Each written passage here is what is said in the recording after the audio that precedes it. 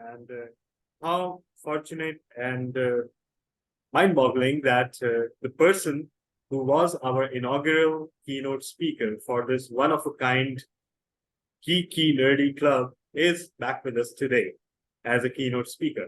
So over to you, Mr. President. Thank you very much, distinguished Toastmaster Tala bin Hamid. Fellow Toastmasters, honorable guests, welcome to another geeky and an exciting and interesting meeting of Quantum Leap Advanced Toastmaster Club. Let me just start off with a brief history of what Toastmaster International is. It's a non-profit organization which works to to improve our interpersonal and leadership skills. It was formed about 99 years ago, and it's about to complete its century. And as far as Quantum Leap goes, this is a club for people who have a keen interest in science fiction, chemistry, physics, and various other topics which are not directly linked to public speaking, but can play a role in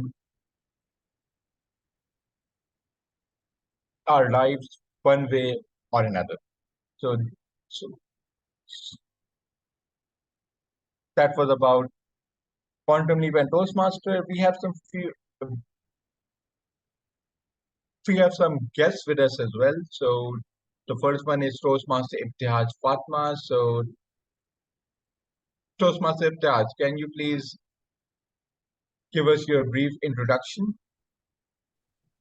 Hi everyone, I am Ibtihaj Fatma and I'm the member of Cloud 122 Toastmasters Club, and I'm here to understand the format of an advanced meeting, and I'm a student. At the same time, I am doing some volunteer work, and now I am preparing for civil services. Thank you very much, Toastmaster Ibtihaj Fatma, for your introduction. Next, we have the mentor of mentors, Toastmaster Najam Rizvi. So, sir, can you please introduce yourself to us?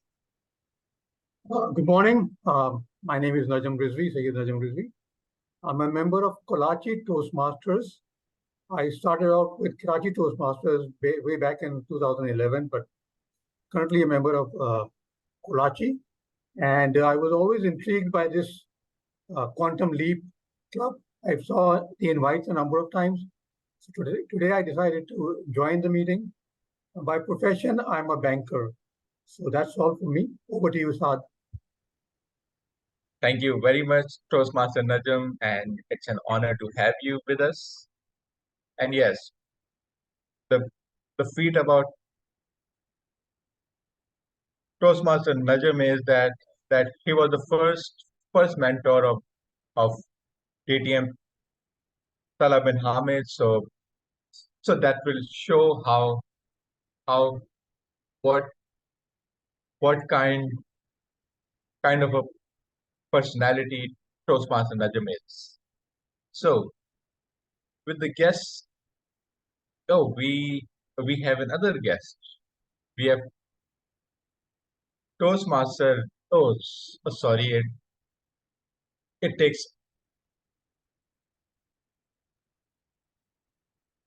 time getting used to distinguished Toastmaster Rabia Zishan. So you don't want to introduce yourself to us, or this don't was about something else? Assalamu alaikum. Good morning, everyone. So, you all know me. I don't know what I have to introduce myself. I'm a member of the Karachi Toastmasters Club and the TCF Toastmasters Club, and I am not a housewife anymore. I work now. So I have to change my introduction. Thanks for reminding me that, Sachwell. I'll give an icebreaker soon with a new introduction. Good to be here. Thank you very much, distinguished Toastmaster Rabia Zishan, for your introduction. And now, fellow Toastmasters and guests, it's time to move on to the next part of our amazing lineup of speakers, evaluators, and keynote. And to take this forward, we have our Toastmaster of the day, whom I'm running out of words and introduction for. He is the current district PR manager. He is our past district director. He is the current VP education of Quantum Leap Advanced Toastmaster Club, the Worldwide Toastmaster Club, and Karachi Toastmaster Club. He is responsible for sponsoring, chartering, founding tons and t- tons of Toastmaster clubs in District 122. So put your hands together for distinguished Toastmaster Talal bin Hamid. Thank you so much, Mr. President, and thanks for that introduction. There's a weird thing in many Toastmasters club around the world. The Toastmaster of the day asks for introductions, and then he or she makes those introductions, and the speaker or the topic of the introduction say, "Oh wow, thank you for such a fantastic introduction."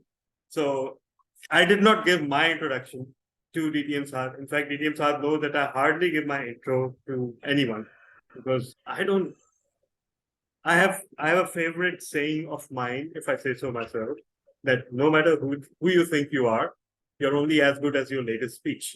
So the proof is in the pudding that's right before you, not in the past. So thank you so much. And today our theme is synchronicity. The concept of synchronicity, the way things match and sync with each other at various scales. So I could think of a very basic example of synchronicity. If you look at the structure of the atom, and then you look at the structure of the solar system, and the structure of a galaxy, and the clusters and the superclusters, you'll find some parallels at least at various scales. So we find such instances of synchronicity at all facets of life. One only needs to be looking at it. And today our keynote speaker, he is perhaps the person who opened my eyes to this concept and how it applies across space and time, across disciplines, across various incidents in life. So we'll be talking about synchronicity today. And one bit of serendipity or synchronicity is that Sky Nelson was our inaugural keynote speaker. At that point in time, it was the first ever meeting of Quantum Leap. We didn't even know if the concept would work or not, let alone how successful it would be.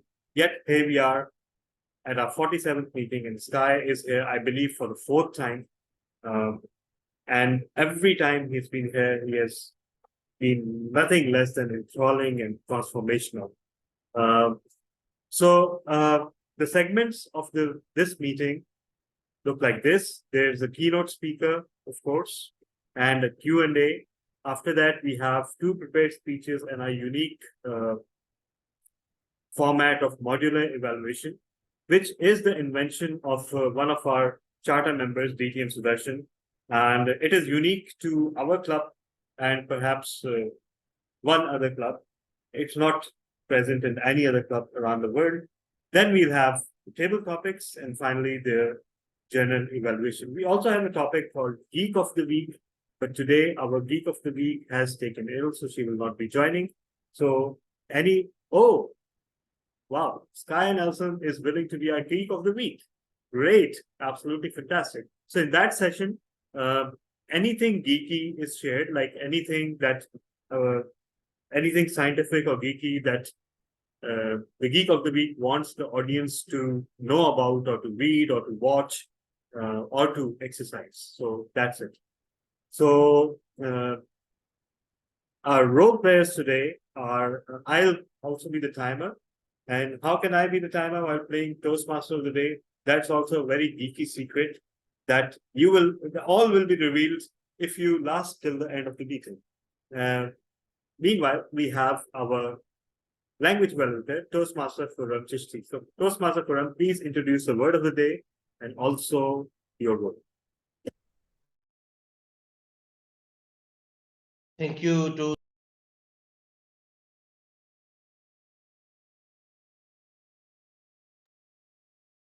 Please unmute. Please unmute, Khurram.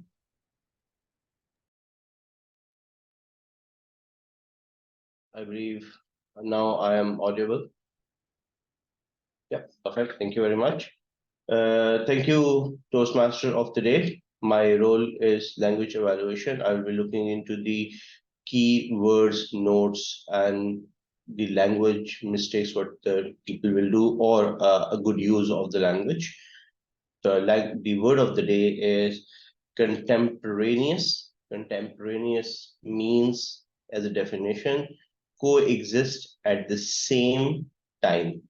At the same time, if something exists at same place, it's contemporaneous. The use of contemporaneous could be as the writer gave history of England on one page and a sketch of contemporaneous history of Europe on the opposite side of the page. Another use could be, he is born on the same date as mine, his and my birthday is contemporaneous. I'll be looking forward that all of you use this word in your speech, in your use of your role.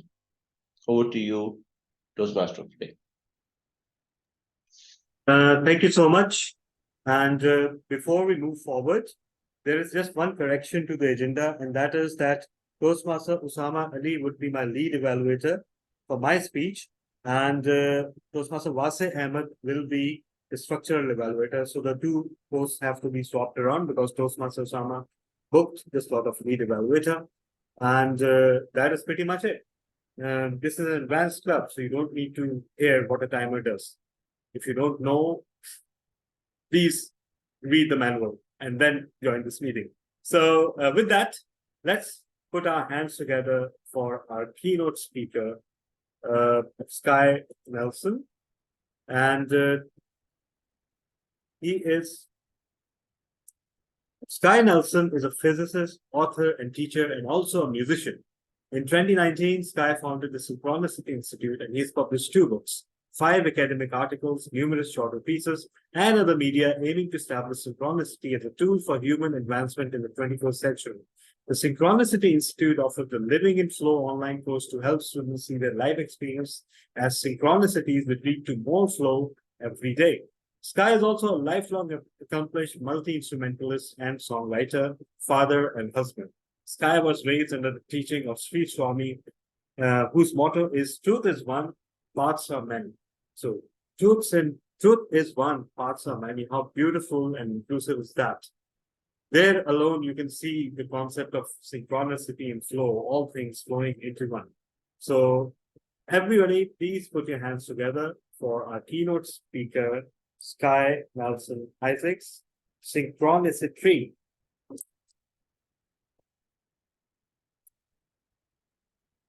Sky, can you see? Thank you so much. Can you see my window? It's a timer window. I'm raising my virtual hand. All right. Okay, great. And could you let me share my screen? Can I share some slides? Yeah. Of course. Yes, now you should be able to share yours. Okay, I don't see your timer, but I've got my own timer. Where's the Actually, timer? Yeah, I'm the timer. This is my window is the timer. I can see you, yeah. Yeah, okay. Okay. Great. Good morning, everybody. It's nighttime for me. You see me yawning, it's just because it's late. I've been up teaching early this morning, and I'm so delighted to be here. It's really an honor to be your first and currently last speaker. It'll change next week, but I want to talk to you today about my work on synchronicity and the science of wholeness, synchronicity, and flow. Can you see my screen and can you hear my voice pretty well? Okay, great. So I've spoken before with you about synchronicity and the underlying physical principles. I'm going to touch on those and then talk about a new idea that has come through me in the past 6 months about how to model this well with a diagram called the synchronicity tree. Synchronicity tree is a play on English between synchronicity and the tree model that comes out of the work. So I love that the word contemporaneous is here because that is really what synchronicity is. Contemporaneous events that seem unrelated, but they happen together at the same time and they happen to have some kind of meaningfulness to them. So let me see if I can adjust the screen. Carl Jung defined synchronicity as synchronicity, together in time. Contemporaneous, right? It's really the same thing. But that can't be a synchronicity, right? That was planned. Am I right? I'm guessing. So synchronicity and contemporaneous are kind of similar things. My definition of synchronicity is a little different, not wrong or contrary, but a little more human, actually, I think of it. A responsive cosmos, a cosmos in which the events that happen to us are a response to the choices that we make.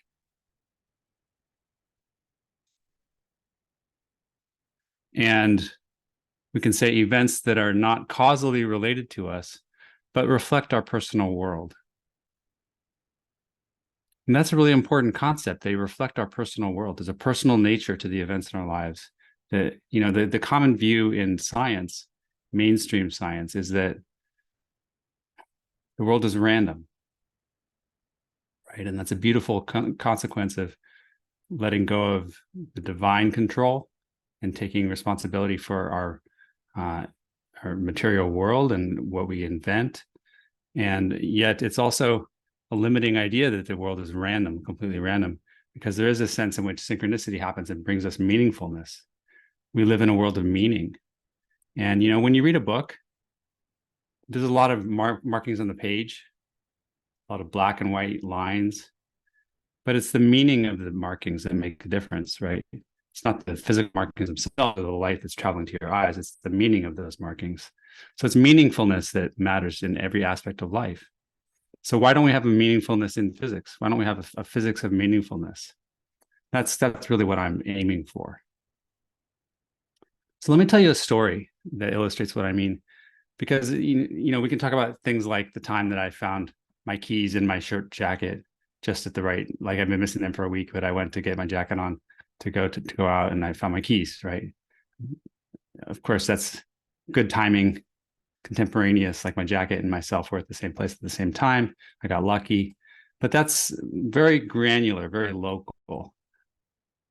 I want to talk about something more along the realm of life path. Like, how do we make choices for our life to evolve?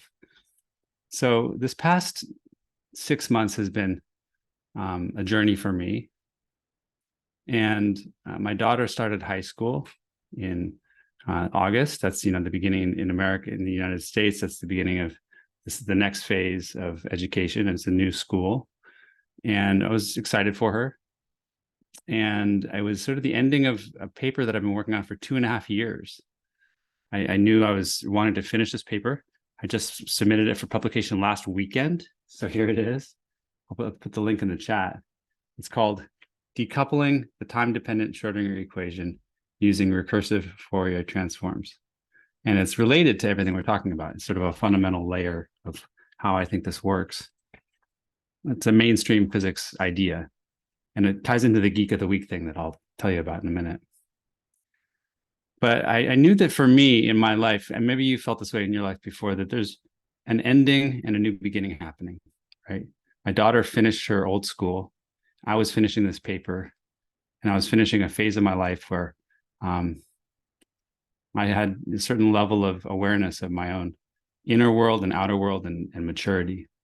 I felt like I was transitioning to a new level of all that, but I didn't know quite what that would look like.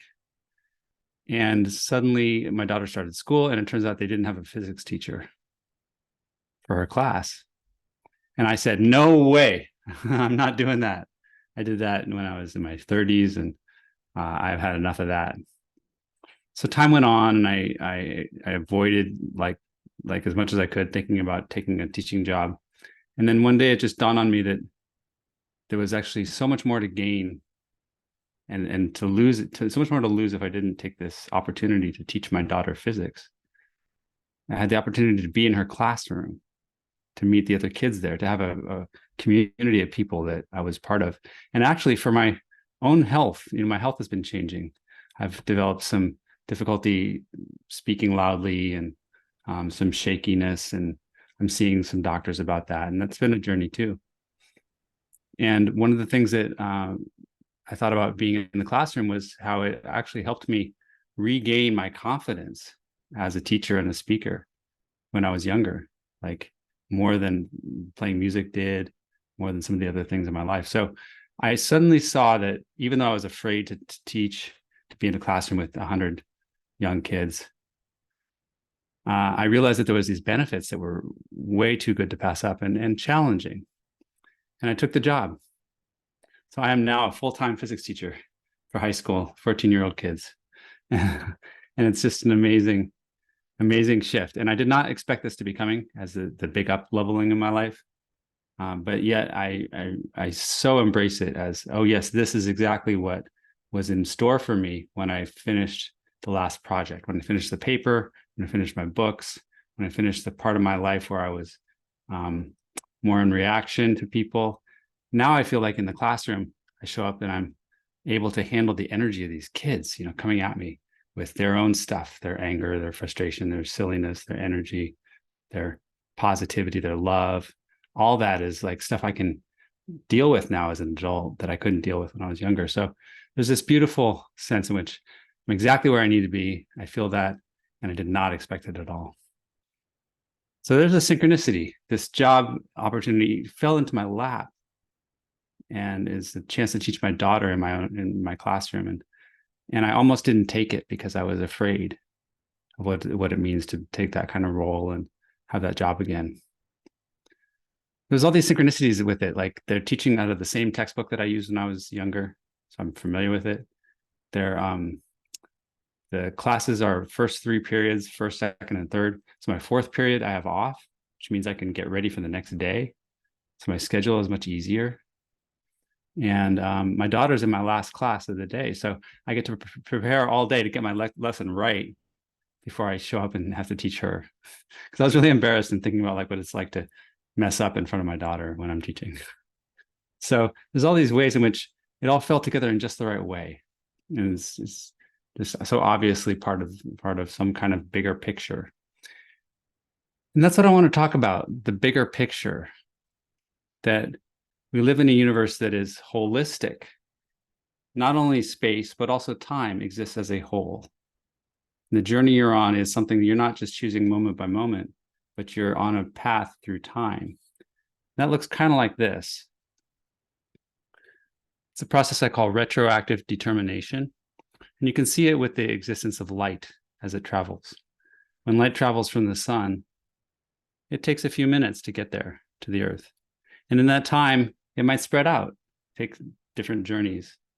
And none of those journeys are definite, right? They're all possibilities, because quantum mechanics is a world of possibilities. But when you do observe the light and you see the sun, well, then you're definitely experiencing one reality.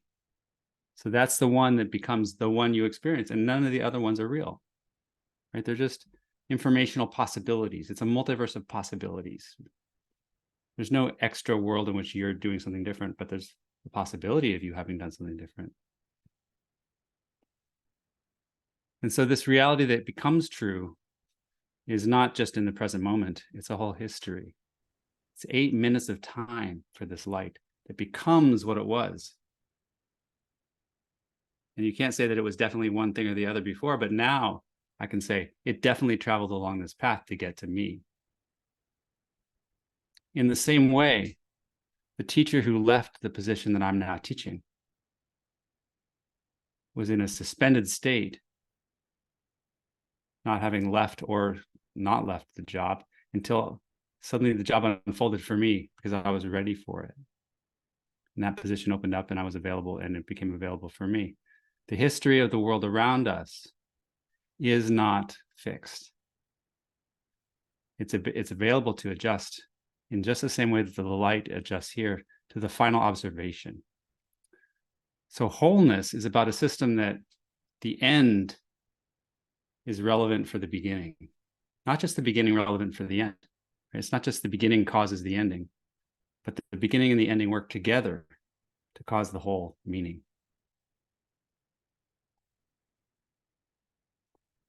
So where does that take us? There's a word called contextuality, which means you look at the context of where you are for the whole meaning. And the English language is like this.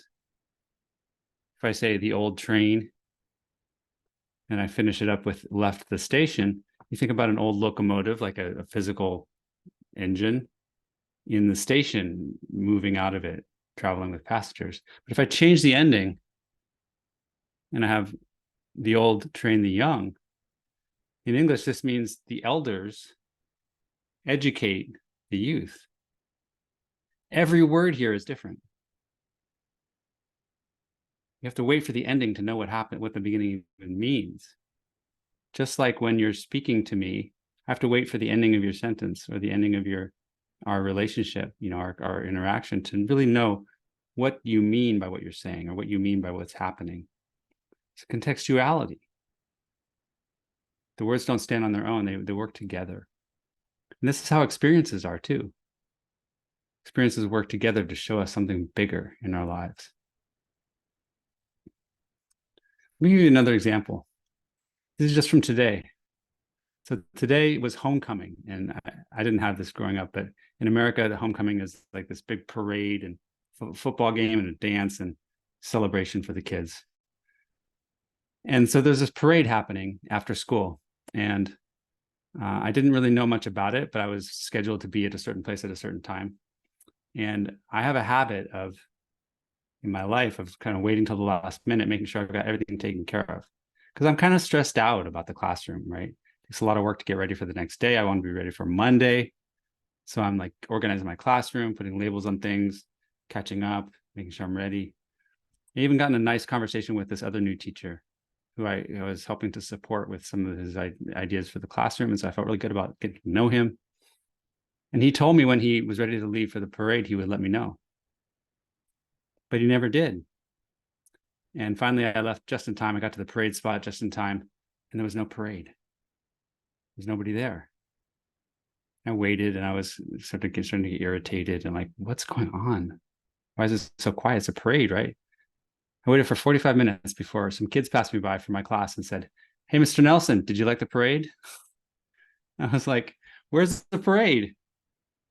And I was suddenly really embarrassed because I realized it had happened before I got there.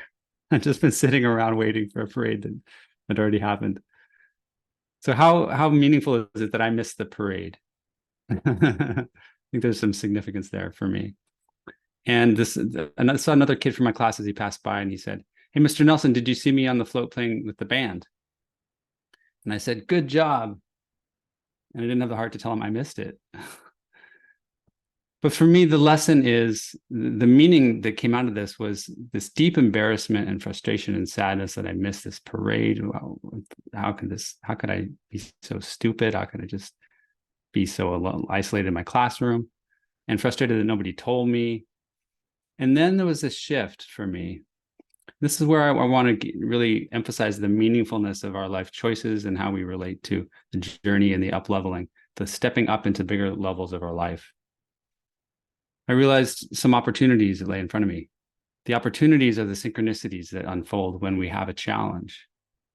So one opportunity was that there's a play happening tonight at school. And it's not a very popular play, but I like going to the play with my wife. And I realized, well, I missed the chance to connect with people at school at the parade, but that doesn't mean that I can't feel good about my day. I can go to the play with my wife tonight. We can support more kids that way. And I began to see ways that I could support other people instead of just worrying about how I felt left out, right? Because there's this focus that I have often on like my own childhood and what made me feel bad. And then here I was able to say, okay, well, wait, there's this kid, Ethan, that wanted me to see him play music. And there's these kids in the play that want me to come see them in the play. I thought about my sister, who's having her daughter's birthday on Sunday. I'm very close to her. But I know that she has a feeling of like being kind of forgotten. I didn't show up to her last birthday party. And I realized, I just want to show up for this person. Don't want to miss that parade. So there's all these different parades in my life that I don't want to miss. And it's not about me. And it's about supporting these other people and getting a good feeling of connection and community. So what this means is that there's this whole picture of reality that's unfolding, and missing the parade was just one little piece of that. But what matters is what comes next, right? What matters is what comes next. The opportunities that unfold from that one moment into the next moment. And that's where this idea of the synchronicity tree comes in. The end determines the beginning, right? In the sentence, we know that's true. But for me today, I went out on a date with my wife to see this theater performance and see some kids that we know in a play. That determined the quality of my day, not the missed parade, right? That was just one part of the day, but the end was determined by how it all wrapped up, how I chose to show up and be happy in this case. The synchronicity tree looks like this. And this is just a way that's come for me to really represent the beautiful nature of this retroactive determination concept. You are always at the beginning of this tree, at the trunk, right? That's your singular moment in physical reality, is being in your body in the trunk of the tree, and whatever your life is right now. And above you and ahead of you in life are these branches. Some of them have apples, fruit. These branches represent possibilities. And those branches you see here, if you look really carefully, what's special about this tree is that the branches connect back to the roots around the outside. This means that the branches of the future connect to the roots of the new future, right? We are in the past of tomorrow. We are in the past of tomorrow. So the choices we make now, the branches we choose now, are connected to the roots of tomorrow. And what's key about this retroactiveness is that it's not until we choose a root, it's not until we re-enter the tree of the next moment through a choice that we make, through some new root, that we even determine what the past was.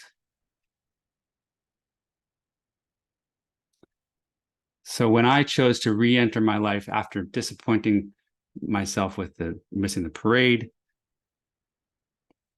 but I recontextualized the whole thing by recognizing the chance to go support the theater, support my sister, support this kid Ethan in the band.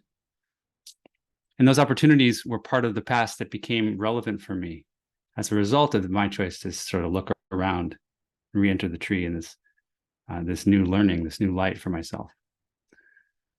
So we don't actually know, when we're making choices along the branches of our lives, we don't actually know what the impact is, right?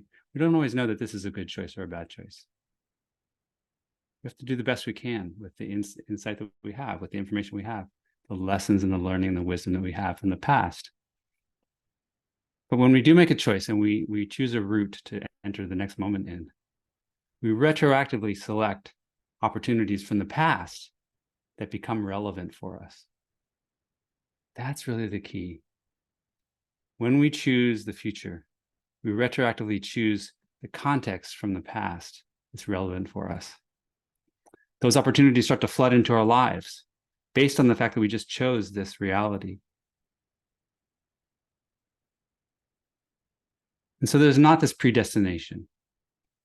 There's the choice that we make in each moment to learn and grow and look at the opportunities around us. What are the branches that we can see? We do our best to distinguish what they are. We can't quite tell, but we do our best.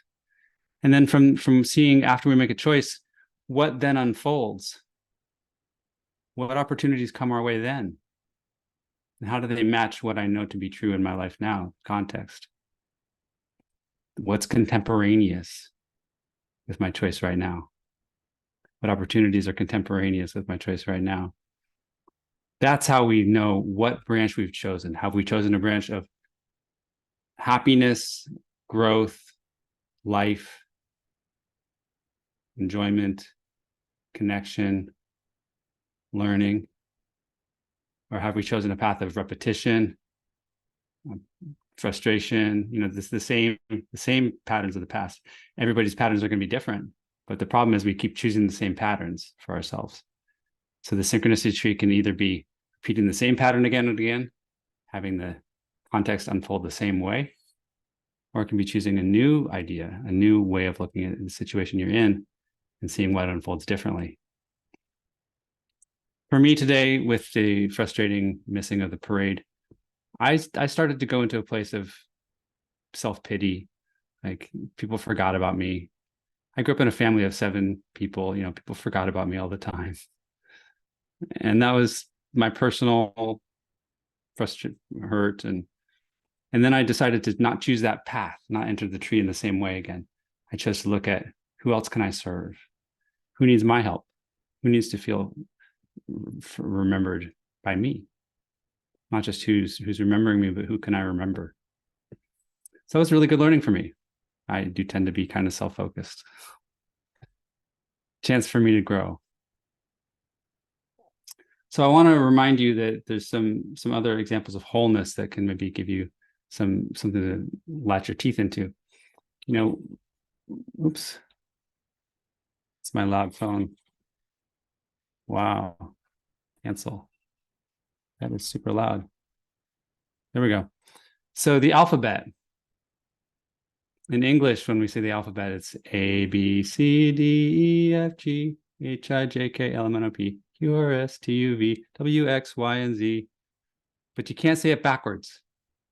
Z, Y, X, W, V, U, T, S, R, P, N, O, M, L, something like that.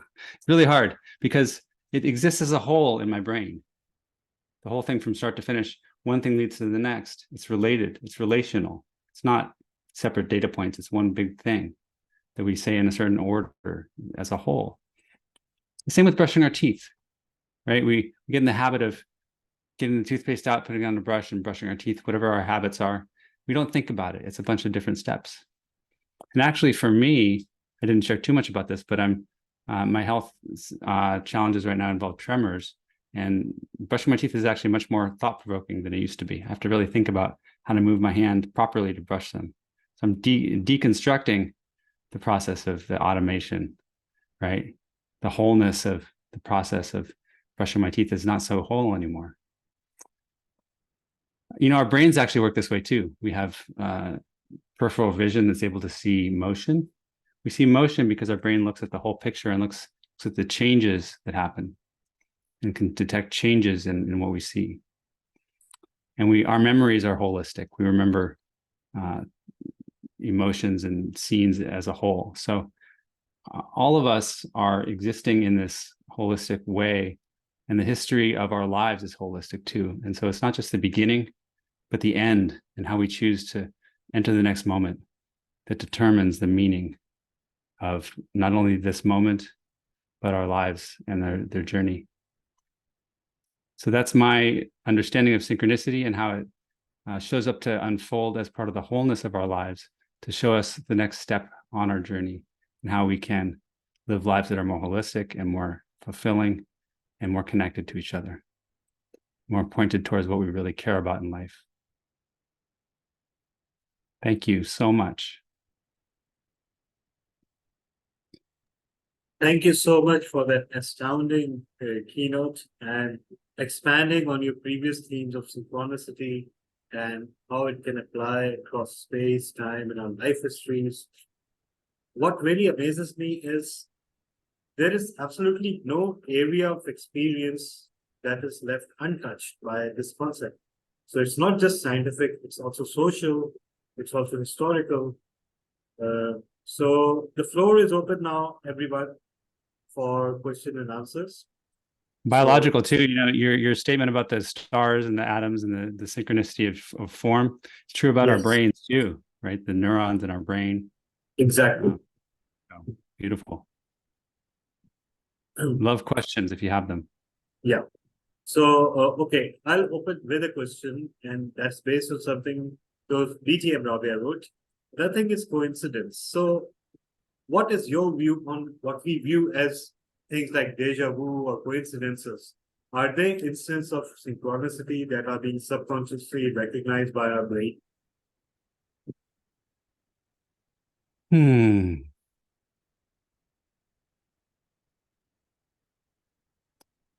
I'm not sure. You know, I think of most people's definition of synchronicity is very specific to an instance. And as you saw, I'm looking at this entire journey of the last 6 months of my life, or the entire journey of my afternoon, as a connected string of events. So I'm looking at the connectedness across time. That's what for me makes the really important contribution of synchronicity. And deja vu is maybe a connection across time, right? This is something I thought I've experienced before. I've got the same emotion in my body, the same impression psychologically from the dream or the interaction that I have with someone. So I think that there is a fact of like feeling the connection between the present and something that you felt in the past that is similar. A banyan tree is probably a better symbol in your presentation. Great. Okay. So, an apple tree. All right. Thank you. So the floor is open, everyone. Questions? Just unmute yourself and shoot.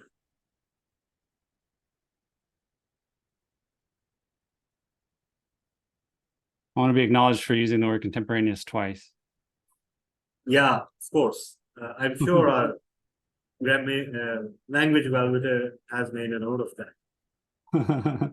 But I think you use it twice and not twice.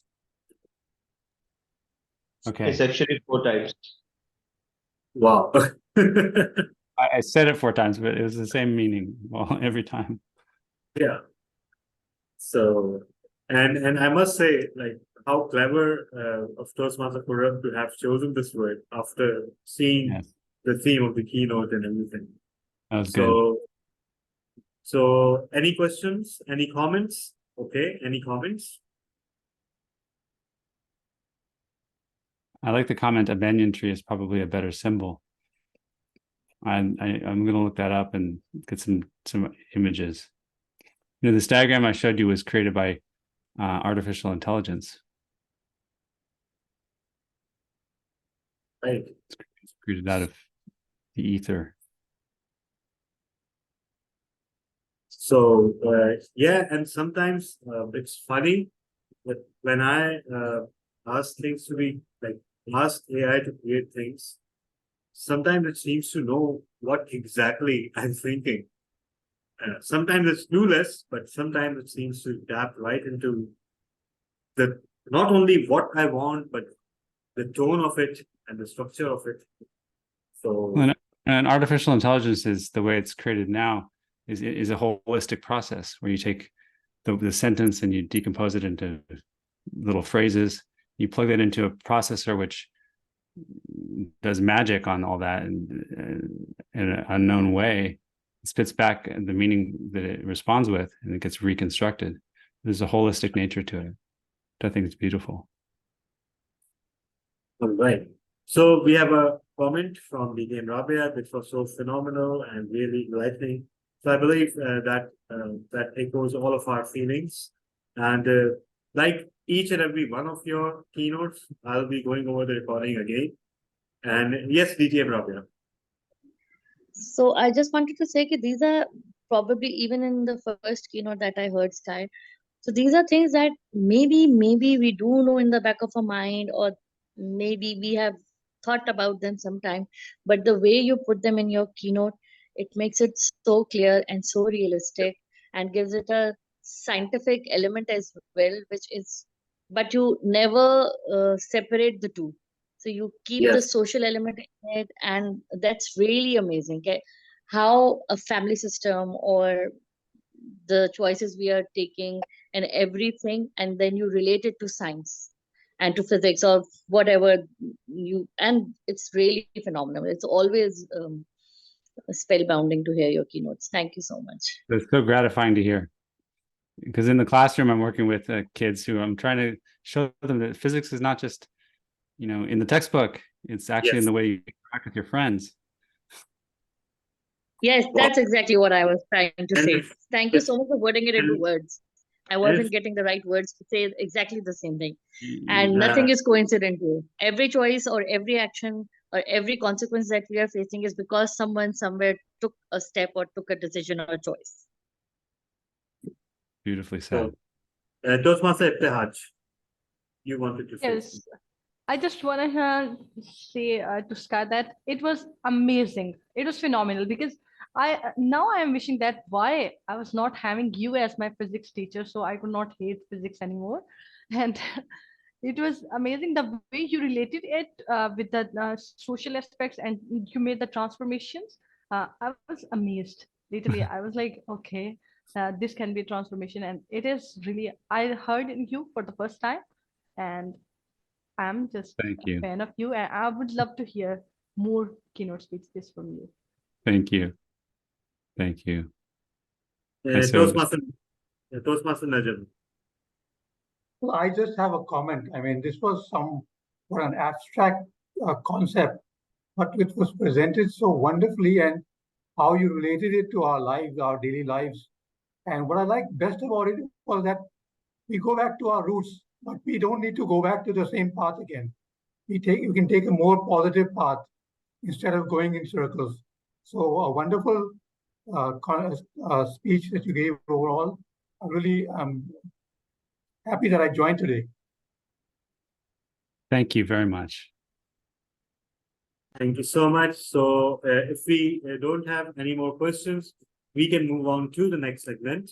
And we are moving up the Geek of the Week a little bit back. It was supposed to be after the speeches, but I believe that since Sky is already at the limits of his breaking time, we will ask Sky to conduct the Geek of the Week right now. Is that okay, Sky? Yeah, that's great. And do you want to mention for folks who haven't heard me speak before, the book that has my information in it? Yeah, sure, absolutely. So I have 2 books out. One is called Living in Flow, The Science of Synchronicity and How Your Choices Shape Your World. And the second is even more about wholeness, called Leap to Wholeness, How the World is Programmed to Help Us Grow, Heal, and Adapt. So those are where you can find more depth about what I just spoke about today. What I'm inspired to share with you in terms of geek factor is from my paper, some of the things I learned in writing it. I won't go into the content of my contribution, but I'll share about entanglement. Entanglement is this idea that there are 2 particles can be connected over space infinitely far away in very subtle ways if you do the right setup. And what the most modern techniques are for creating this and using this in the lab, actually creating quantum computing out of it, it's very practical purposes, is to create individual photons. And photons are the particles of light, the smallest particle of light, like an electron or a proton, but of light, so it's a photon. A photon is called a boson. It's a type of particle with spin 1, which is not spin 1/2, it's spin 1, which means that you can have as many as you want together at the same point. Having a single photon is a very challenging technological feat. But what they do is they create a photon that they create 2 photons in a process called 4-wave mixing. 4-wave mixing. and they create two photons of medium energy that come together and they meet. And out of their collision come two more photons out of it.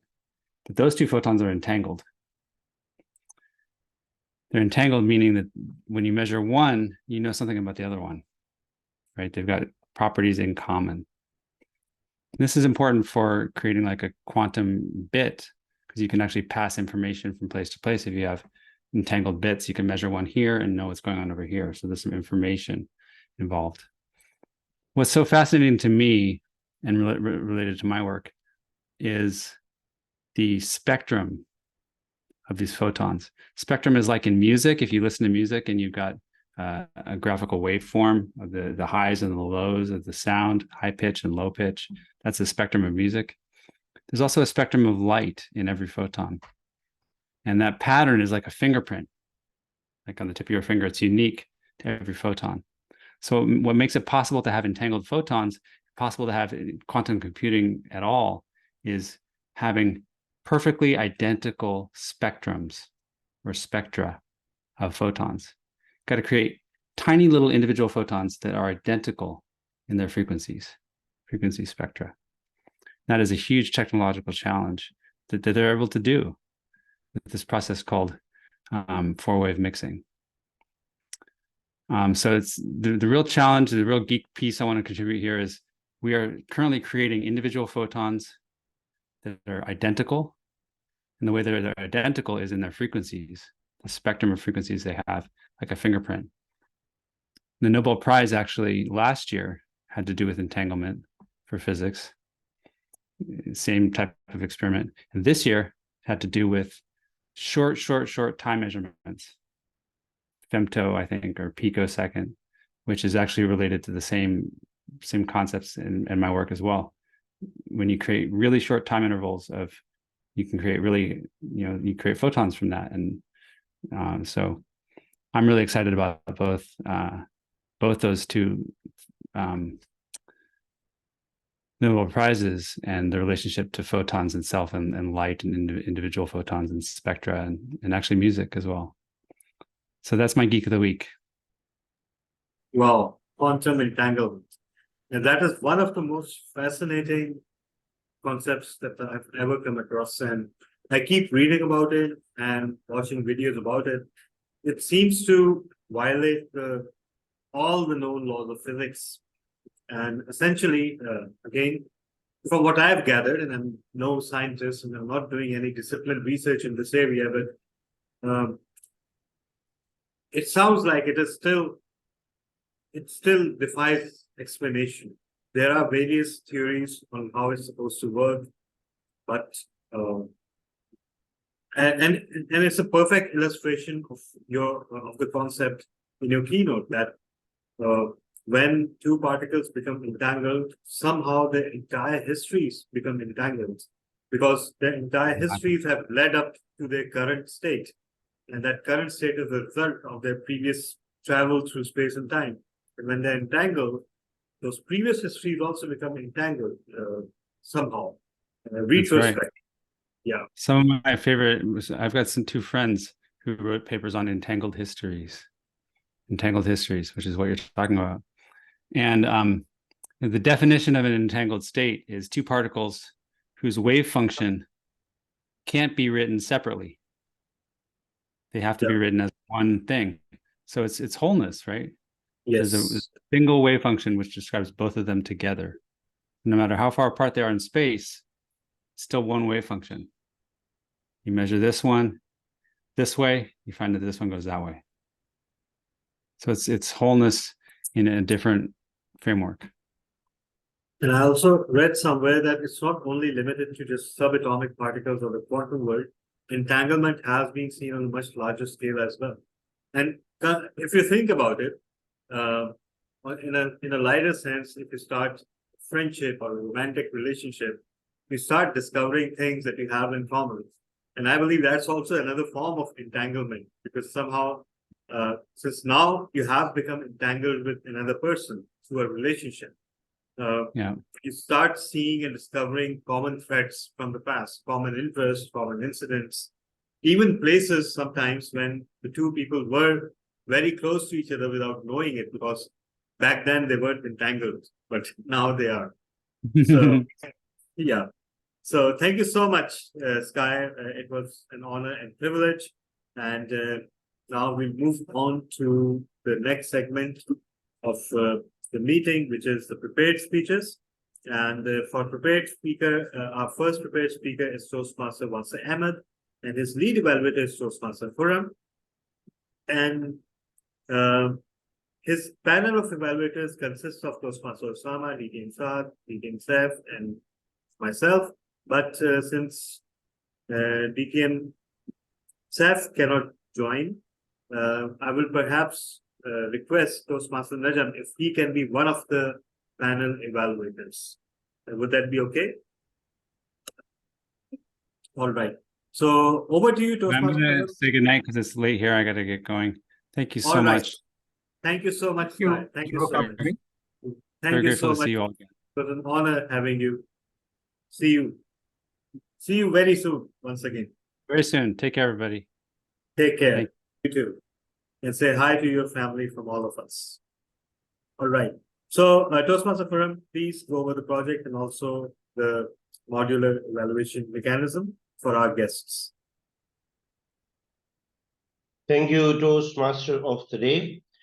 Toastmaster Wasi Ahmed is attempting today the level 2 part 3rd speech of in engaging humor. My panel of evaluator, as already explained by Toastmaster of the day, there is a change in perceptibles. It will be DTM Najam instead of DTM Saif Ali Sheikh. His topic is nature's mercenaries. Nature's mercenary. Toastmaster Khurram, Toastmaster. sorry to interrupt. If you could briefly go over the modular evaluator criteria, that would be useful for those who have joined us for the first time or are unfamiliar. Thank you, Toastmaster of the day. I'll do so. So, fellow Toastmasters, the way we do the evaluations in the Quantum Leap is I'm the lead evaluator. I will be doing kind of a journal evaluation for the speech. Then I have a panel of evaluator who will be given 1 minute of their evaluation in the area of visuals, looking into how the background looks like, how the visual part of the speech was, then the auditory part looks like, then perceptibles is that what you infer out of the speech, what was the message, what was the detail. And if you know very well, in Toastmasters every project have a criteria to meet, a objective to meet, and there is always, even if you go to the level of competitions, the most important part in the speech is also that what message has been taken out of the speech. And then the structural part, that how well the speech was structured. It has a starting, it has a body, and it has a conclusion. How it is being synchronized, all these part is evaluated separately. And then we go back to the speaker, take his feedback as well, and then we sum up the overall speech. So that gives a bit more detailed, or let's say in-depth view of evaluation, rather than the general evaluations we do in the other parts of the Toastmaster clubs. If it makes a bit sense, Toastmaster of the day, if I miss something. Khurram, just a question. Will each evaluator cover one of these areas, visual, auditory, Yes. perceptibility? How you all?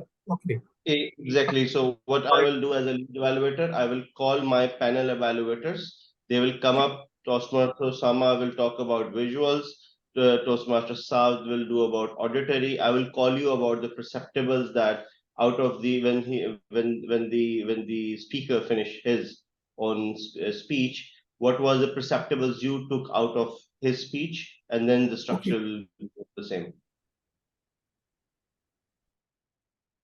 Is there any other question around the way of evaluation? I think If not, I think you explained it perfectly well, Toastmaster Param. Thank you for that. thank you, Toastmaster of the day. Now let's move on.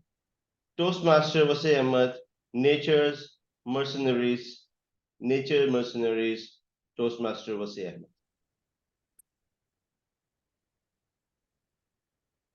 No, you aren't audible. You're not audible. No, you're We not cannot. audible. You can just leave the meeting and come back, or just check the settings.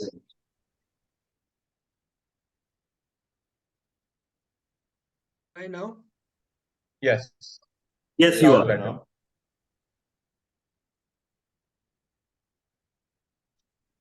my heart was hammering onto my chest as I waited for my O-level exam results. I was being anticipated as one of the high achievers in Islamabad. Soon we were called to the admin office in order to collect our result. When my name was called out and the result was handed over to me, my exciting anxiousness turned into a morning shock. A B? How could it be? This was my strongest subject.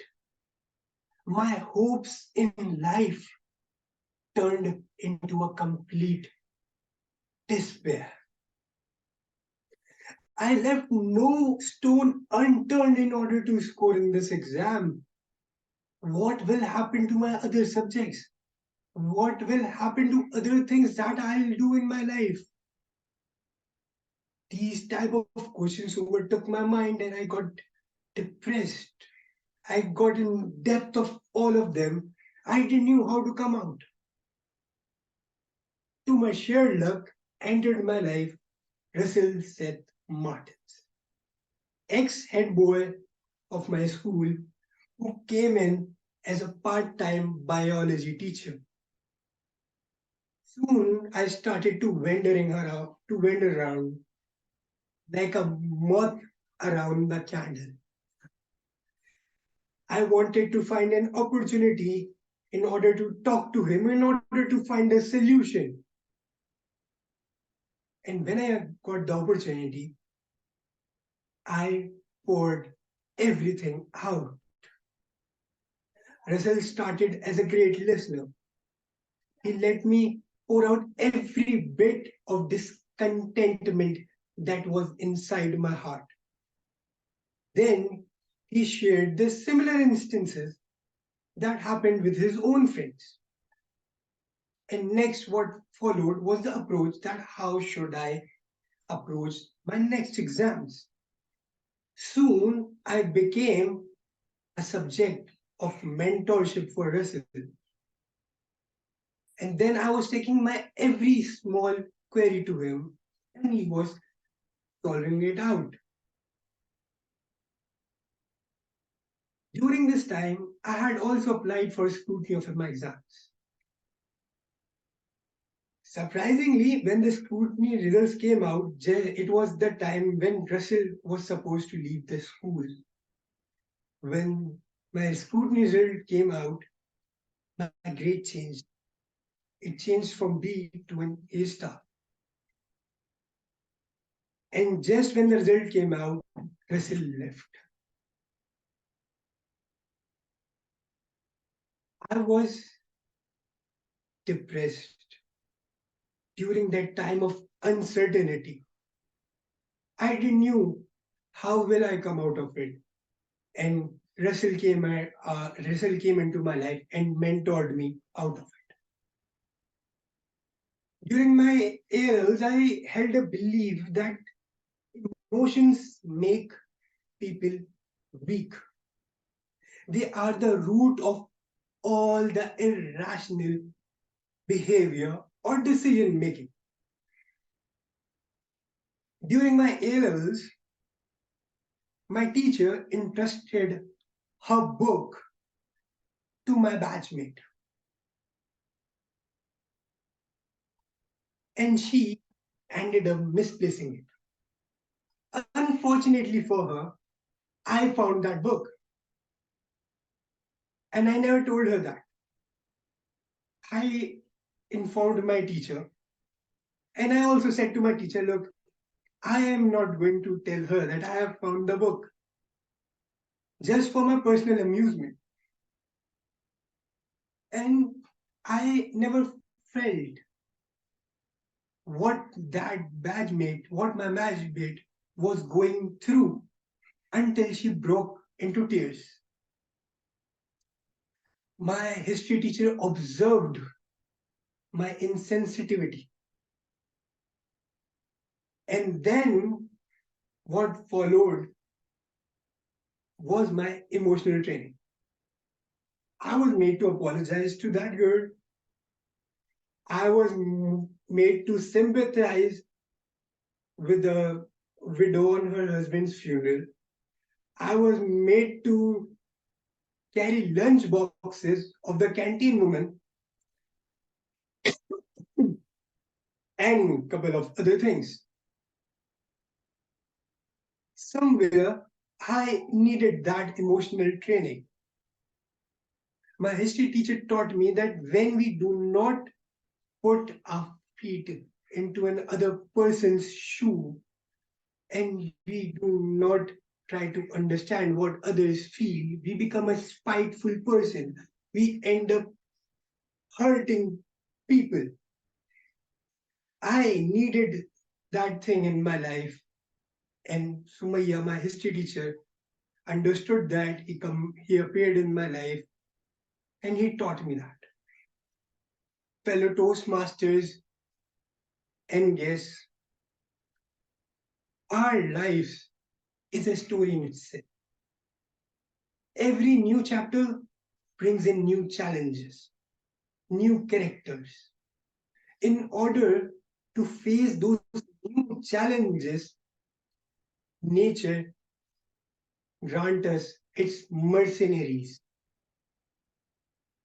Nature conspires them into our life so we can face those challenges. It endorses what Siddhartha Gautama once said: when the student is ready, the master will appear. Toastmaster of the day.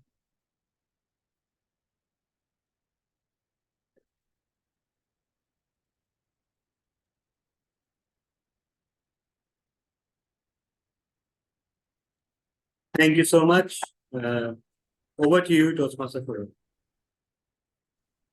Thank you, Toastmaster of the day.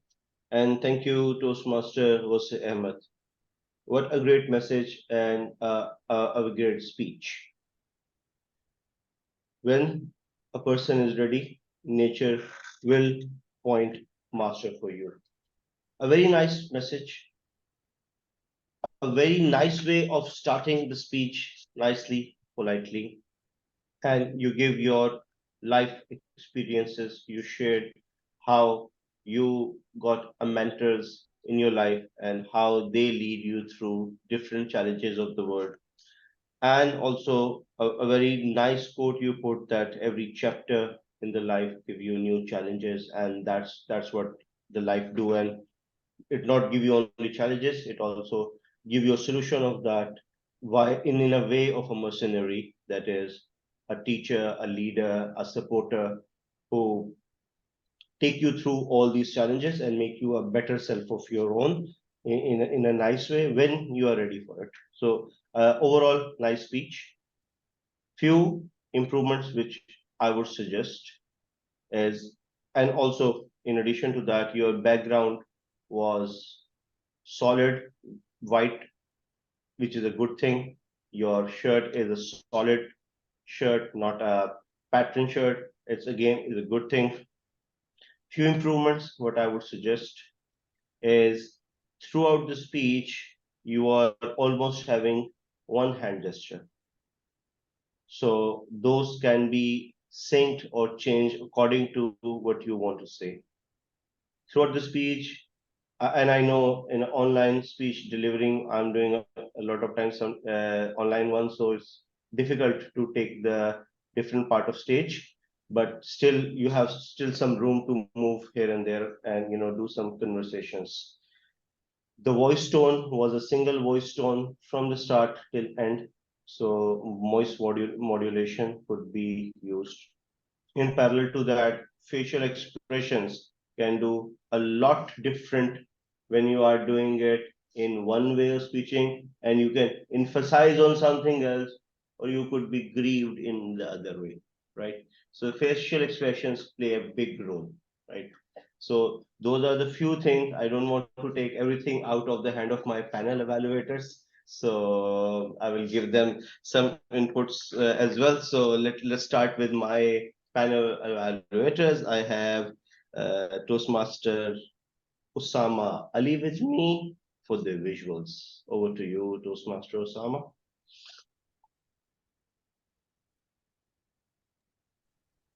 Thank you so much, Mr. Lead Evaluator, for handing over the stage.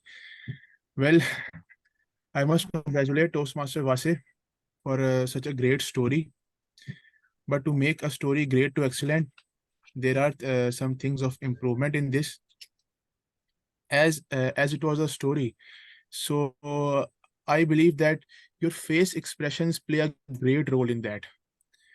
While there were moments of grief and sorrow, and there were moments of happiness, I think your face expressions should have deposited them as well, because that makes the audience more interested in your speech. And next, I would like to give you a suggestion that while you are using your hand gestures of movements, I believe that that would also be more aligned with the way you are talking. All in all, the story was good.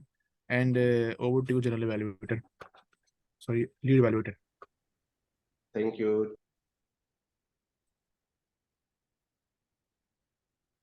Toastmaster Forum, you're on mute. Today I'm playing the role of DTM Safari Sheikh actually. So thank you, Toastmaster. DTM Saad, over to you for the auditory part.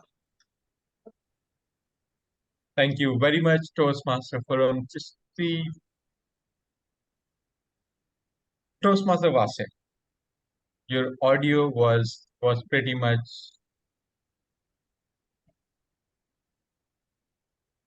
audible to the audience in at the beginning.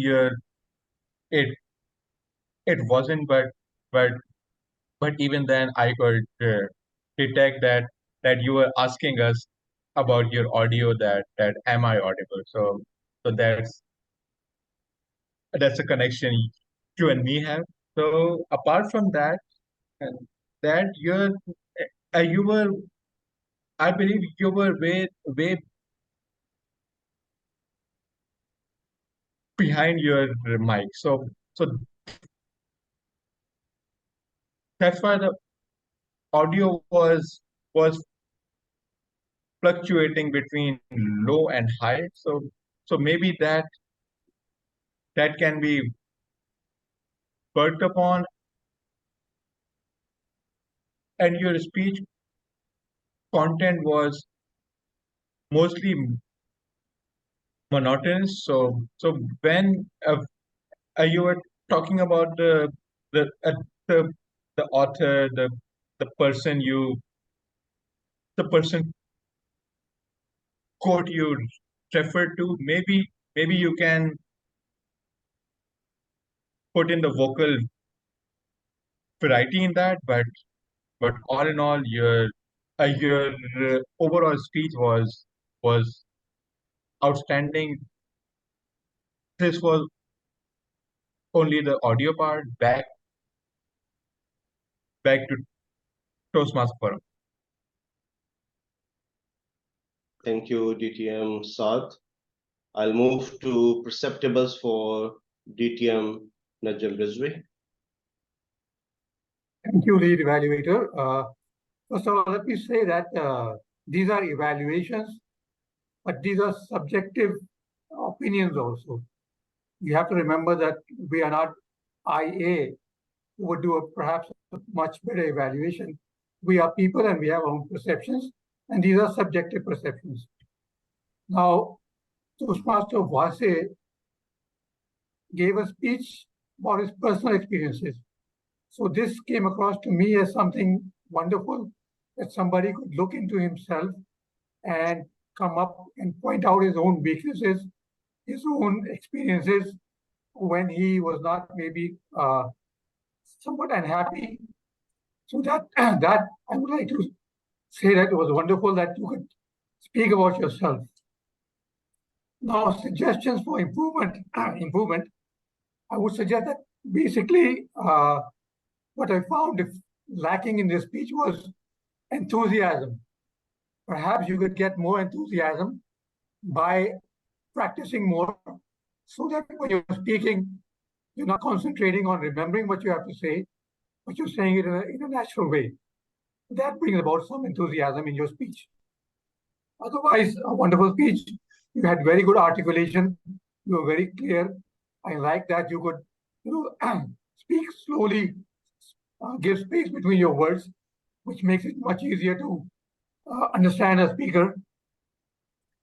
You were using your fingers when counting, so that was probably a good use of your hand gestures.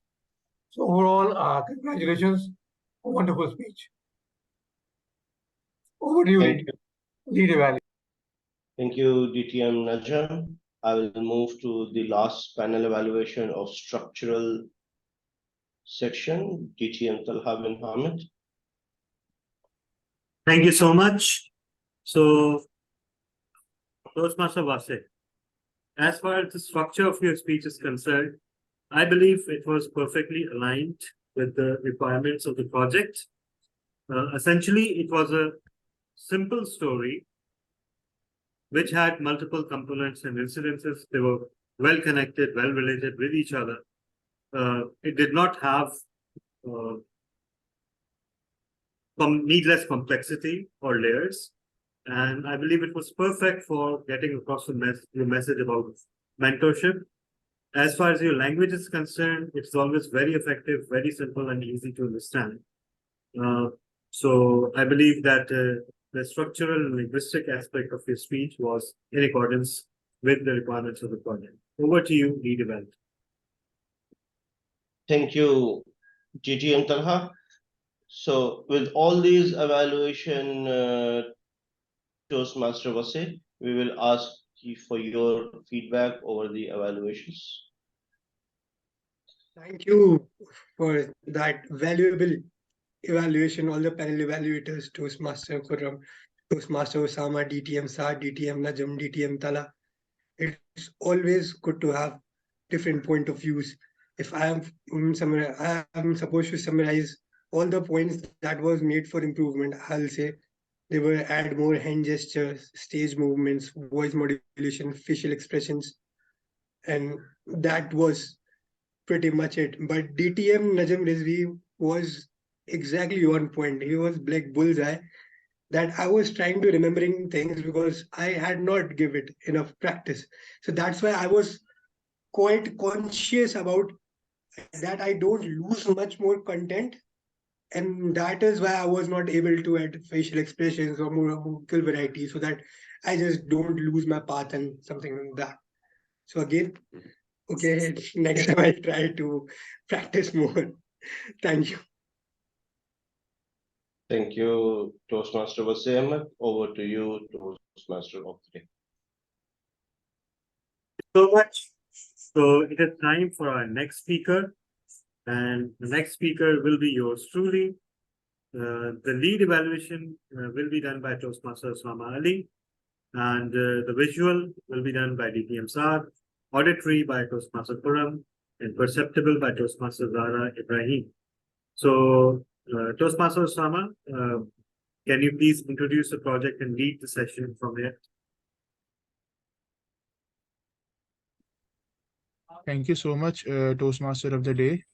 So our next prepared speaker is DTM Talha bin Hamid, and his project for today is Connect with Storytelling, and the title is The Dark Cloud. And the purpose of the purpose of this project is for the member to practice using a story within a speech or giving a speech that is a story. So good luck to you, Toastmaster Talha bin Hamid. Thank you so much. Can someone time this for 5 to 7 minutes? Thank you so much, DTM sir. Oh, thank you so much. I knew you would set up even without me asking. So just give me a second to set this thing up. Am I audible and visible? All right.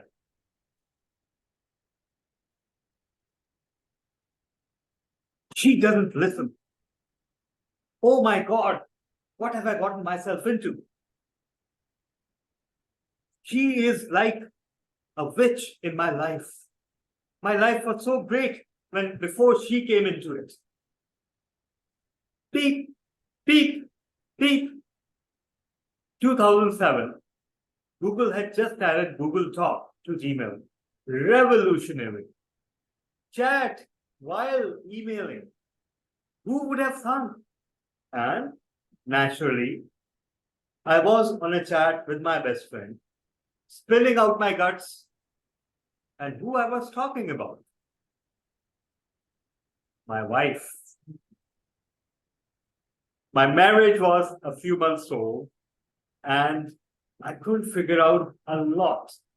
My uncertainty and lack of understanding of a lot of things, the needless complexity that comes with marriage and the relationships and the expectations, and the fact that nobody really sits you down and guides you through the emotional parts and the possibilities of a marriage. No one does that in our society. And we, the people, especially men who are getting married, we seem to think that we know it all. We don't need to ask anyone. We will manage this relationship exactly like we have been managing all other relationships with our parents, with our siblings, with our friends. What we ignore is that we are bad at all those relationships as well. There is no reason to think that sucking at juggling all those relationships will somehow result in having a successful marital relationship. So what is the challenge that a newly married young man faces in our society? Discipline. Because there is a concept that all the discipline, the criteria, the limitations, the timetables are here for females. The males, they are not asked, they are not taken to task. Even the parents take a step back after they've grown into adults. There is still strict accountability of daughters, but no one watches over what the sons are. Because it is assumed that they are pursuing things in their infinite wisdom that are productive and somehow will aid their career. Whereas what most of us are doing is having the time of our lives with our friends and wasting our time. So I was sending these chats, and I did not realize one thing. Contemporaneously, those chats were also appearing on my home PC. And guess who had just sat down to use the home PC? The subject of the chat. And she read all those unflattering messages about herself. How she was a source of trouble and disaster for her husband. How she was a witch, and something much worse that rhymes with witch, but I won't say it. And what was my problem with her? Not because she did anything. It's just that she existed. There was this whole new person in my life that had disturbed everything, that had changed all my plans. Now I had to inform where I was going and where I was coming from. And there was this context of accountability that I needed to spend more time at home, because that's what everyone tells you when you're freshly married. That, okay, now you better go home because you've got a wife. As if your other family members did not deserve your time, but your wife does. And so Toastmaster Anam Kadri was reading those messages. And with every message, two things happened contemporaneously. Her morale sank and her temperature rose.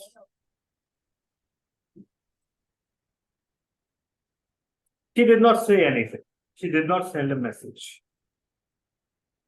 I only discovered it at the worst possible time, when I had come home from office. She was kind enough to tell me exactly what had happened. And I was mortified. To be very honest, ladies and gentlemen, I thought my marriage was over, because I had tackled all these things to someone that was a complete stranger to my wife. And I would have understood if he no longer wanted to ever see me again. I was devastated. I was shamed. She told me that while sharing those messages, did you for once think that how I will face that friend of yours?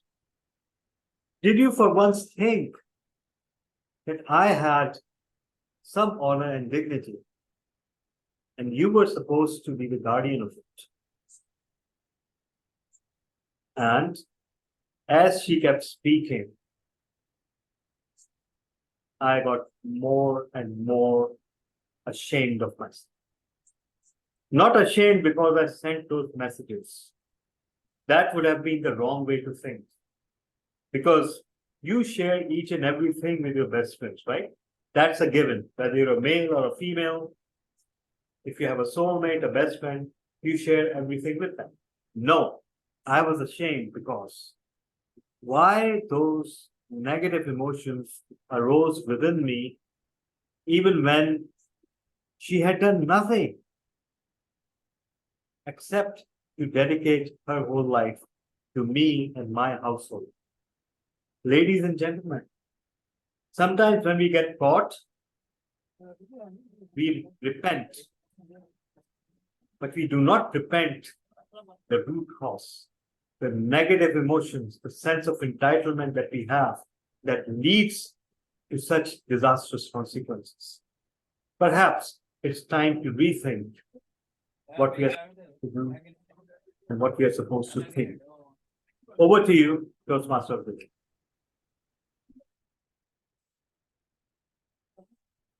Thank you so much, Mr. Toastmaster Talha bin Hamid, for giving such a great speech. And first of all, I would like to tell that the topic was very great, and just because that topic was having, I think that topic was of quite awareness to all the people living in at least Pakistan, because I think that this topic is important in every household, and it is going in every household. So first of all, I would like to tell that the way that you were using words, it were totally matching with your expressions and the hand gestures you were using. And next, your speed of speaking and your tone was great as well. One suggestion, that while you were speaking, there were curtains behind. If you would have closed the curtains, then it would have been much better, because there was sunlight coming from outside, and it was disturbing at the back. And lastly, the comfort level while you were speaking was good as well. All in all, I must say that the story which you had described over there or made over there was totally resonating with your guesters and your audience awareness and the impact which you were trying to create. And some suggestions to you are that next time kindly have a better environment at the back so that it would not be distracting for the audience. And good luck. Now I would like to call the other my team of role players. My first role player is DTM Saad Shoaib for VL evaluation. So the stage goes to you, Toastmaster Saad Shoaib. Thank you very much, Toastmaster Osama Ali. TTM Salah bin Hamid, as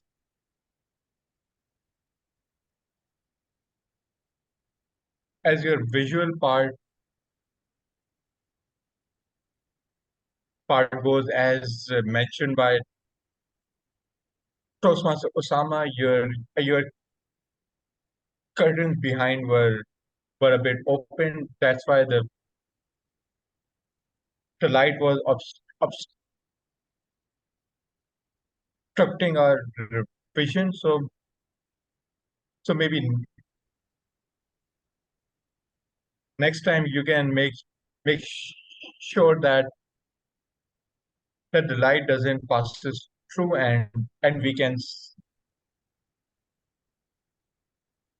see your wonderful face when you are giving your speech. So that was about it from the visual part. Back to the lead evaluator.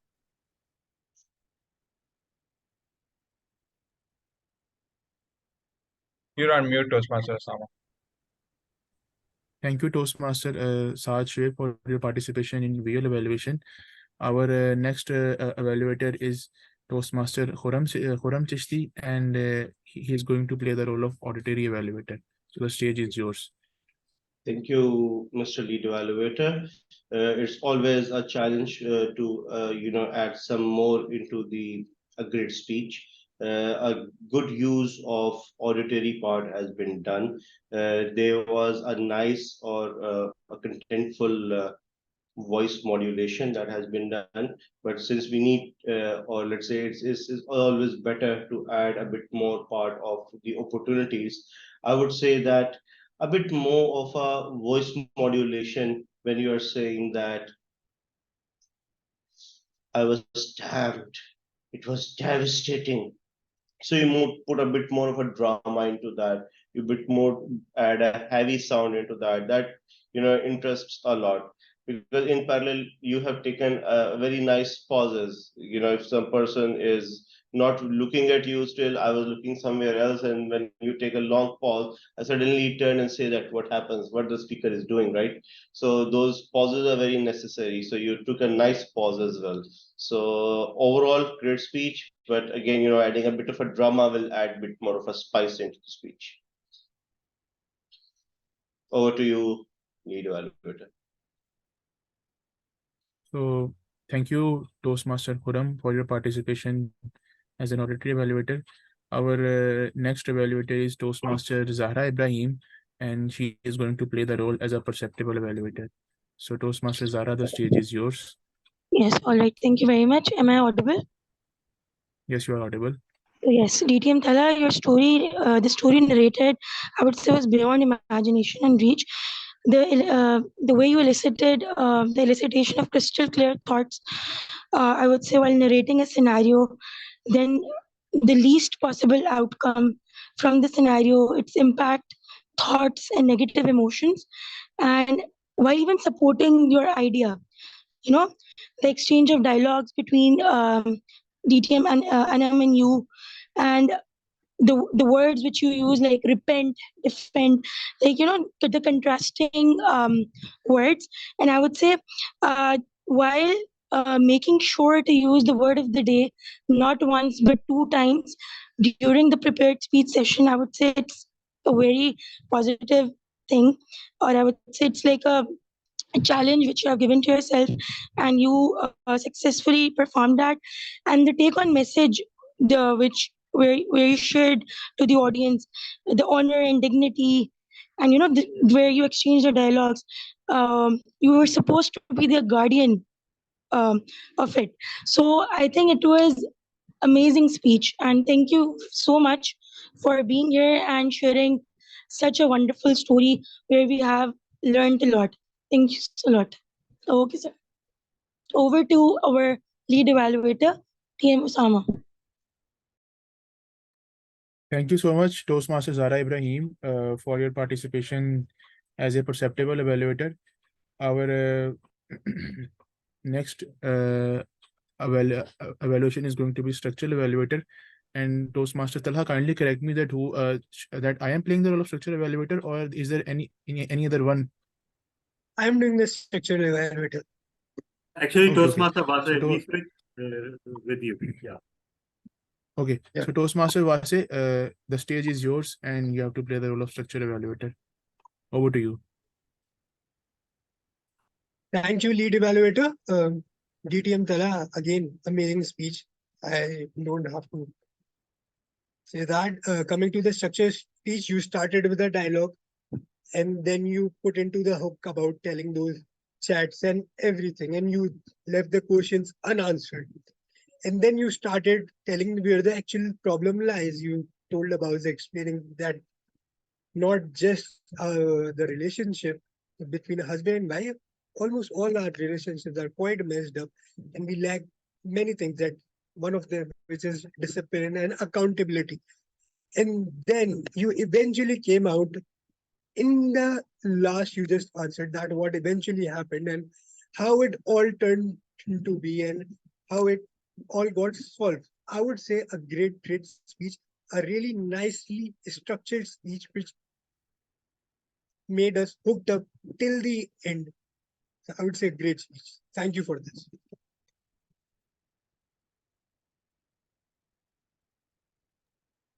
Thank you, Mr. Structural Evaluator, Toastmaster Vase. So now I am going to hand over the stage to our Toastmaster of the day, DTM. No. So now I'm going to hand over the stage to our Mr. Speaker, Toastmaster Talha bin Hamid. Any suggestions and feedback from your side on the evaluation?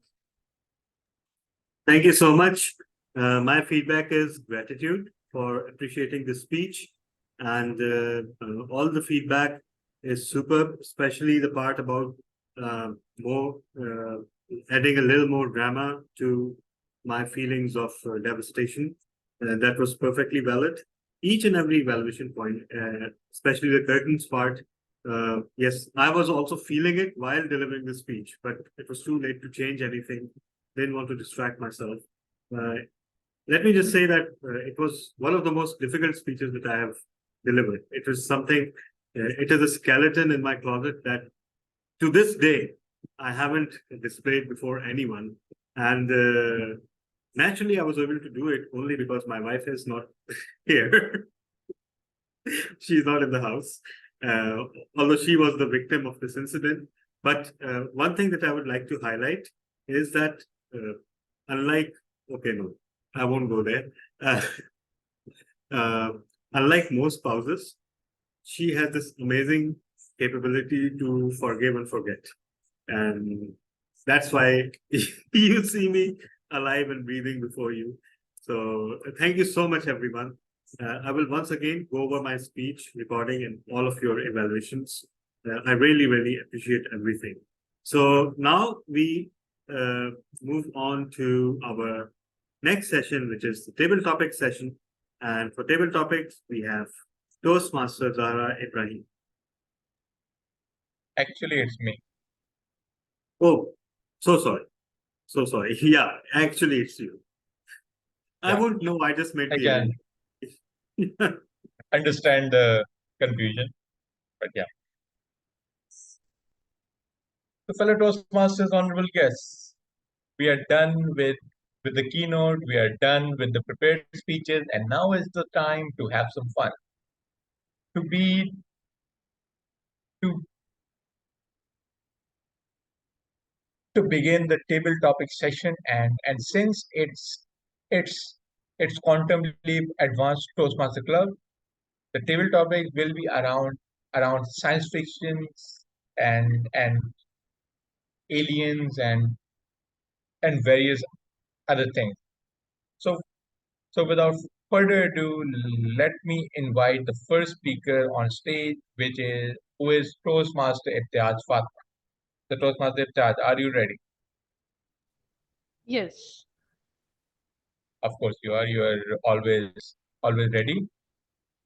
Your topic is, if you meet an alien, what would you do, talk about, and what will you learn from the alien? If you meet an alien, what would you talk about, and what will you learn? Over to you. Thank you so much, TTM Saj, for the amazing topic. If I ever got a chance to meet an alien, what would I ask from it, and what will I learn? It is definitely how to be peaceful, how to be in control of ourselves, not showing a lot of exuberance in our life and as well as in people's life. Nowadays, I believe there is a lot of hustle in the whole planet, and we can see it on roads, on traffic jams, and in different parts of life. We are unable to just have some patience to step back, and I will want to understand that this is something happening on other planets as well. If yes, then I will prefer to live with these animals than them. And if the answer is no, I would love to learn how they are uh, coping with this, and how this is going to be a game changer. How we can help ourselves to have the patience, to have the acceptance for others, and to be on time as well. So this is something I will learn from the alien, I believe. Over to table topic master. Thank you very much, Toastmaster Imtiaz Fatma, for an amazing table topic response. Next speaker we have is Toastmaster Wasim Ahmed. Toastmaster Wasim, are you with?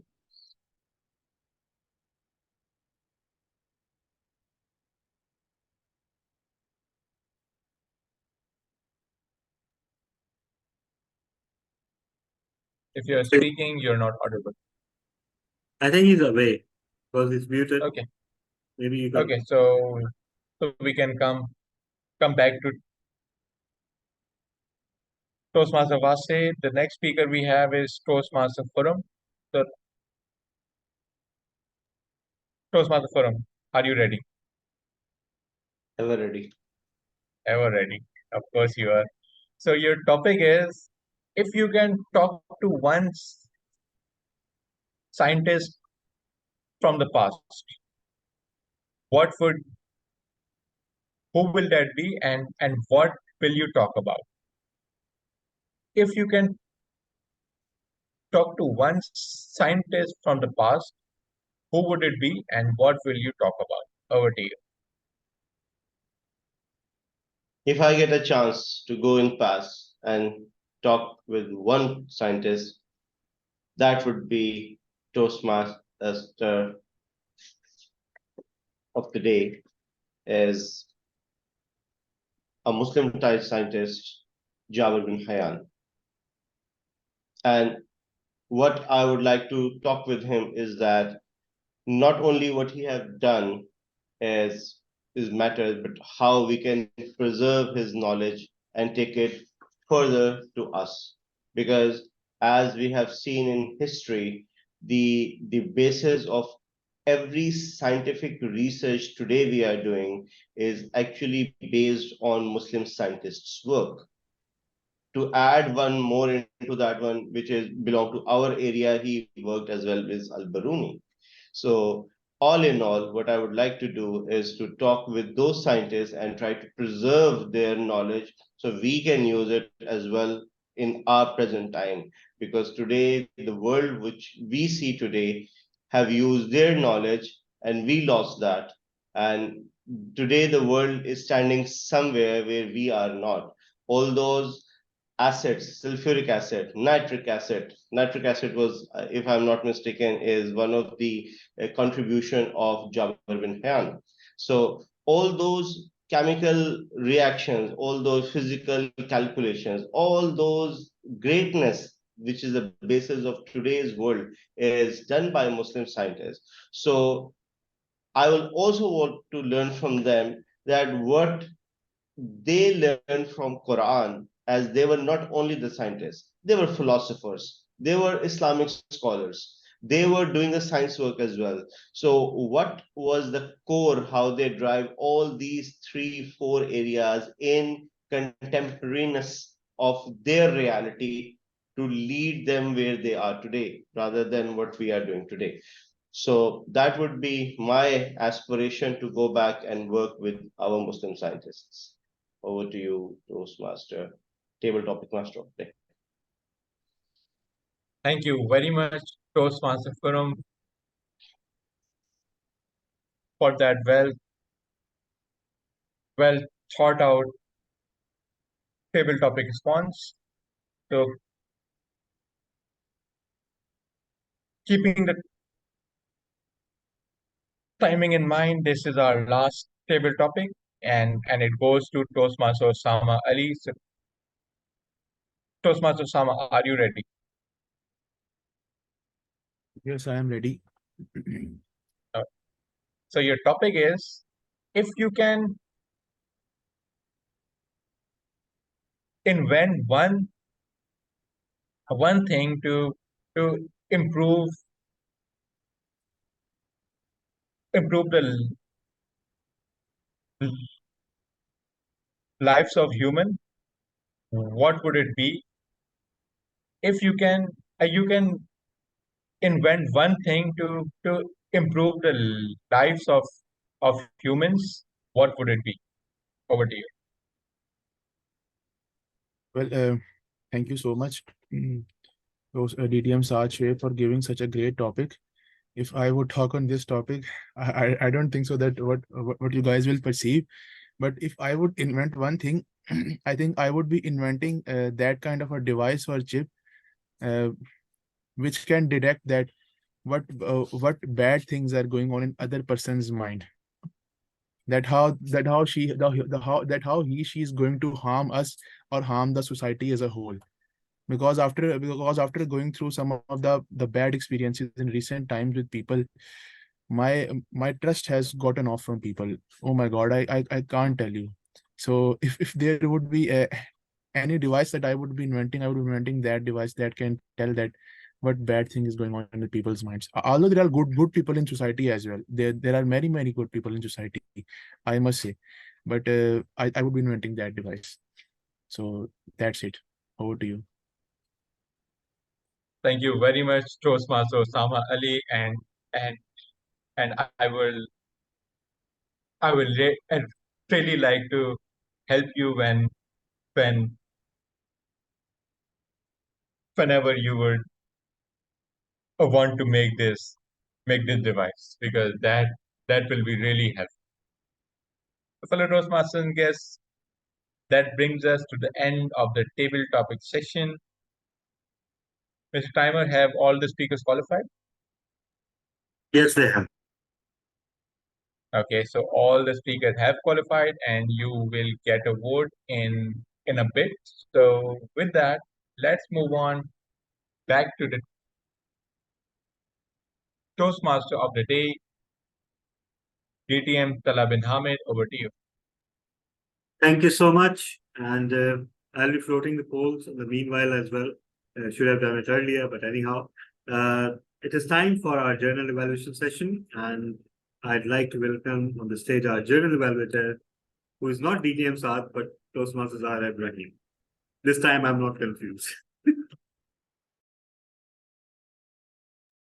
All right, thank you very much.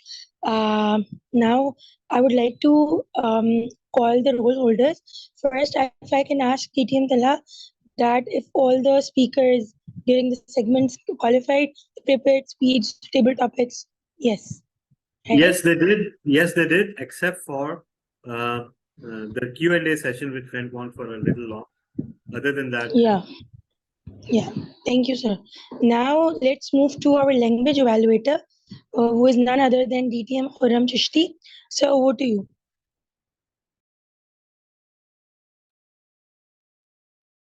Thank you, Journal Evaluator. Today was a good day of language use.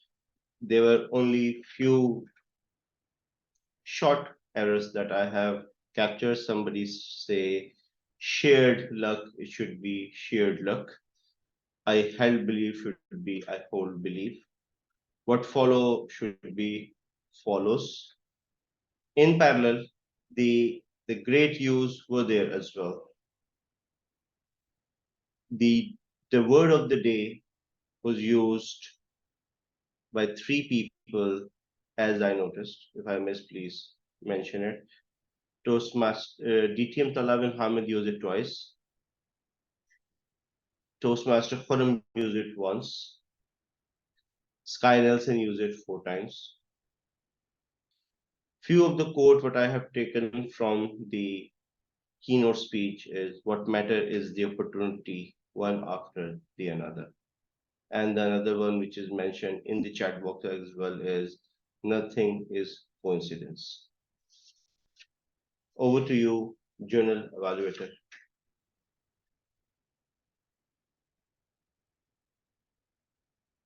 All right. Thank you very much, TTM Khurram. Now, I would like to present my general report for today's meeting, as I would like to appreciate even the word master, who was our language evaluator as well, who chose the word of the day.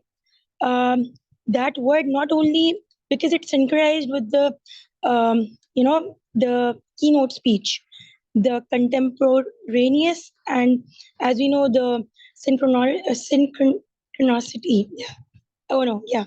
So it's basically how he chose the word was so well synchronized with today's meeting, and I would like to say that how the every almost we started on time, and the way the our I would say the keynote speaker presented the entire presentation, so we could able to connect with that, and how the Q&A sessions, because everyone has so many things to say. It was in a form of appreciation. Even the questions were asked, so it was well uniform, and there were 2 speakers for today, the prepared speeches, and I think the way everyone contributed in the evaluation was extremely, it was great, because as we know, it's an advanced club. So how we have the set of modular evaluators in our meeting. So it was basically it was great, and how we even learned the lessons, because everyone had a key message in their speeches. So then we had I would say the table topics, and because of the time, he was able to DTM Saad, included 3 speakers by keeping the consideration in terms of the timings, and everyone played a great role, I would say, because this meeting could not be possible without the contribution of whole players, the entire team, and yeah. So all in one, it was a wonderful meeting, and we have even we could able to see the guests who joined for the keynote speech, and we even have it right now with us, Toastmaster Ibtihaj. So there were a lot of guests who joined the meeting which added value to today's meeting. So now I'd like to hand over this charge to our TMOD. Yeah, the president is not here right now. Yes. Yeah. So our TMOD for today, DTM Tala bin Hamid. Sir, over to you. Thank you so much, Madam. Please vote for the best big three. And with that, there is nothing much left except to announce the results once the polls are complete. But we'd love to have some feedback from our honored guest, Toastmaster Ibtihaj. Thank you so much, DTM Saad or DTM Tala. Few days back, I was just having some self-talk and I was like, there is no much flavor in life. What I'm missing about? And I realized it is Karachi Toastmasters Club meeting and the spicy table topics by DTM Saad. So today when I just saw the link at 8 a.m., even I was having fever. So I was like, no, I could not miss this meeting. And I'm glad I joined it. It was a worth experience to meet you all, to listen to all the amazing speakers. The keynote speech was amazing, fantabulous, I must say, the transitions we made. So it just changed my mind. Like I was going into zone like, okay, no, Toastmasters is not adding much value because I was not attending the meetings regularly or attending the meetings that were kind of stagnant results. But when I joined it, it just it opened up a new horizon for me. And in 2 months, I would love to join this advanced club because now I am preparing for my exams. After 2 months, I would love to join you in your journey. And I would love to join every weekend to listen more. And Toastmaster Khurram, I met you at an event. And now I'm like, okay, I'm meeting the champions again. So thank you so very much. All of you have very amazing energies. Thank you so much, Toastmaster Ibtihaj. And we'd love to see you as a member of this club because this club naturally attracts those people who like this sort of thing and who really think that they understand and appreciate. Of course, this is not for everyone and it's not designed to be for everyone, but we'd be honored to have you. And while we look forward to your membership, please feel free to join our meetings in the meantime, whenever you can. So thank you so much. And it's time for me to announce the results. Best speaker goes to me, but again, these results are skewed because too few participants. So I should have floated the polls earlier anyhow. Best table topics goes to Toastmaster Osama Ali. Congratulations. Best big three goes to me as well. Or Rose Nale, aap log to fir yahi hoga. Okay. Best round robin evaluator goes to Toastmaster Najam Rizvi. And I mean, he got all but one vote. I mean, all the participants voted for him except one. So congratulations, Toastmaster Najam. Best evaluator goes to Toastmaster Khurram. Congratulations. And yeah, so I believe we are through with the results. Sincere gratitude to all of you for joining today's meeting and see you all, and not just you all, but other members too, in 2 weeks' time. So thank you so much, everyone, and Allah Hafiz. Thank you very much. Take care.